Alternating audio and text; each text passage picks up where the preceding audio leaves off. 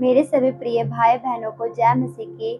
पवित्र शास्त्र बाइबल मत्ती 28:6 में लिखा है, वह यहाँ नहीं, वह जी उठा है, जैसा उसने कहा था। आओ उस स्थान को देखो जहाँ वो लेटा था। मेरे प्रियो, हम देख सकते हैं कि मरियम मगदलिनी सुबह सुबह मसीह यीशु के कब्र के पास गई और उसने कब्र को खुला देखा और कब्र से पत्थर लुढ़काया पाया और रोने लगी।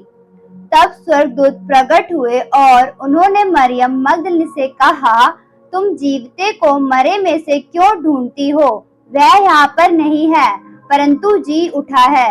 याद करो, उसने गलील में रहते हुए पापियों के हाथ में पकड़वाए जाए और क्रूस पर चढ़ाया जाए और तीसरे दिन जी उठे। प्रभु यीशु मसीह जी उठने के बाद अपने चेलों पर प्रकट हुए, इमाउस के रास्ते 2 जन पर प्रकट हुए और 500 लोगों पर भी प्रकट हुए। ये सब उनके जी उठने के गवाह है।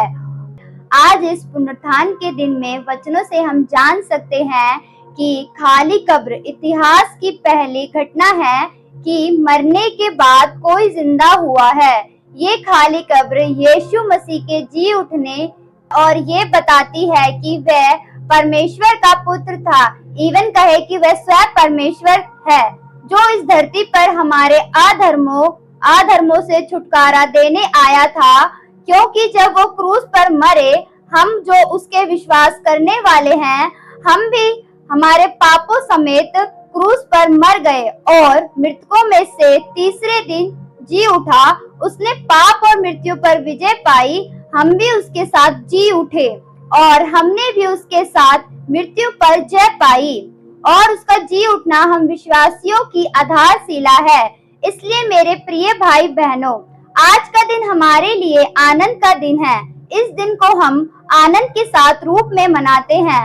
आप अपने जीवन में यदि उदास है, निराश हो चुके हैं, मायूस हो चुके हैं, यीशु मसीह को आप अपने जीवन में पुकार सकते हैं। बाइबल बताती है परमेश्वर आत्मा है और अपने पुकारने वालों के समीप रहता है। समीप रहने वाला परमेश्वर है। जिन परेशानियों में आप अपने आप को हारा हुआ महसूस कर रहे हैं, निश्चय मानिए आप इस दिन, यदि आप विश्वास करें उनके मरे और जी उठने पर और आप अपने जीवन में प्रभु यीशु मसीह पर विश्वास करें, तो आज ही से ये आपकी समस्याओं से आपको बाहर निकालने में मदद करेंगे। इस वचन के सुने जाने और पढ़े जाने से प्रभु यीशु मसीह आपको आशीष दे। God bless you.